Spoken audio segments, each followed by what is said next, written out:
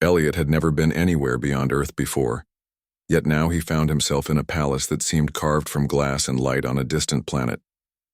The corridors stretched endlessly, their walls shimmering with colors that shifted as if alive. He had been summoned here as part of an interstellar exchange program, a gesture of goodwill between humans and the alien civilization known as the Varelians. They were elegant, graceful beings whose technology and culture far surpassed anything humanity had achieved. Elliot walked carefully, his footsteps echoing on the polished floor. He was nervous not just because of the importance of his visit, but because he had been warned about the Varelian princess, the youngest heir of their royal line. Rumors had painted her as aloof and unapproachable, a figure of almost mythic beauty who had never tolerated human company. When he reached the door to the princess's chamber, Elliot paused. The door was open slightly, letting in a sliver of soft ambient light. He knocked gently, not wanting to intrude. "Enter," a voice said, calm yet firm. Elliot pushed the door slowly, his eyes widening at the sight before him. The princess was there, her form graceful and delicate, adjusting a ceremonial garment she had been weaving from threads of light. The garment was unlike anything he had seen, shifting in color and form as though alive. She had clearly not expected company at that moment. Her eyes met his, wide and startled, and Elliot realized the warning about her demeanor was true. For a brief second, the chamber felt charged with tension, not hostile, but electric in its intensity. The princess looked away, clearly embarrassed by his presence. Elliot felt a flush of apology rise to his face. "I'm sorry," he said quickly. "I thought I should announce myself, but I did not mean to intrude." The princess's gaze softened slightly, though she remained silent. Elliot noticed the subtle elegance of her movements, the way she seemed to float rather than walk, and the intricate designs that adorned her skin, glowing faintly with a rhythm that reminded him of heartbeat patterns. "I am Lyra," she said finally, her voice musical yet cautious. "And you are?" "Elliot," he replied, trying to keep his voice steady despite his nerves. "I am here as part of the human delegation." Lyra nodded slowly, her expression a mixture of curiosity and lingering embarrassment. "Very well," she said. "Come sit. We will speak." Elliot stepped further into the room, careful not to stare. He found a seat on a cushion that seemed to rise from the floor as he approached. As he sat, he realized that the chamber was filled with devices and tools that he did not understand, but they did not feel threatening. Instead, they seemed to hum with a gentle intelligence. "You are not like the others," Lyra said after a pause. "Your people. They carry an energy I have not sensed in a long time." Elliot tilted his head. "Energy? I am not sure I understand." Lyra's eyes glimmered. "Humans, you adapt. You endure. You persevere in ways many of my people no longer do. We have grown comfortable, reliant on our technology, yet you survive with far less. That is remarkable." Elliot felt a strange warmth spread through him. Praise from an alien of such stature and so candid was unexpected. "I suppose we have no choice but to adapt," he said, offering a small smile. Lyra studied him, her expression thoughtful. "Perhaps that is why you were chosen to visit my world." For days, Elliot remained in the palace, learning about Varelian culture and their history. He discovered that Lyra was not just a princess in title, but a scholar, a strategist, and an artist. She created tapestries not with thread, but with light and sound, weaving stories that could move one to tears. She spoke of her people's history, the wars they had fought, the alliances they had built, and the mistakes they had made in their pursuit of perfection. Elliot listened intently, fascinated by her knowledge and insight.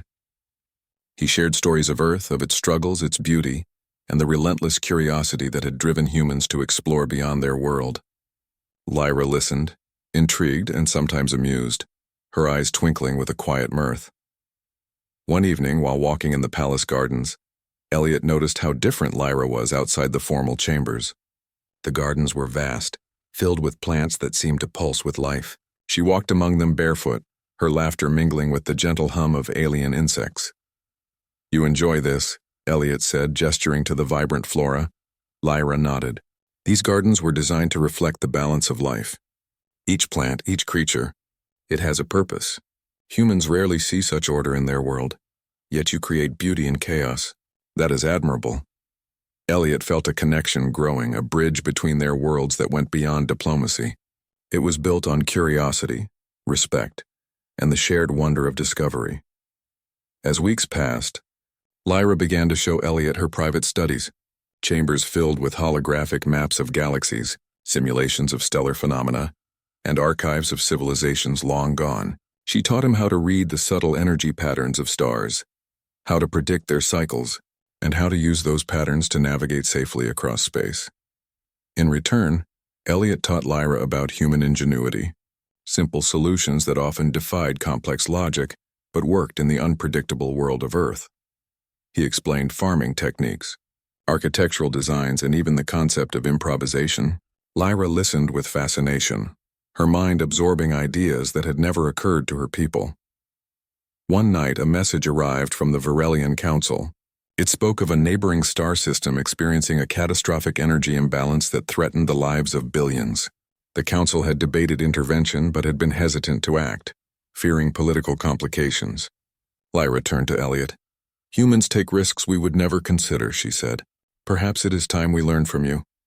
Elliot felt the weight of responsibility settle on his shoulders. "Then we act," he said simply. "Together." Over the next several days, Elliot and Lyra coordinated a plan. Using a combination of Varelian technology and human intuition, they devised a method to stabilize the energy fields threatening the neighboring system. Elliot's understanding of improvisation and risk-taking complemented Lyra's precise calculations and deep knowledge.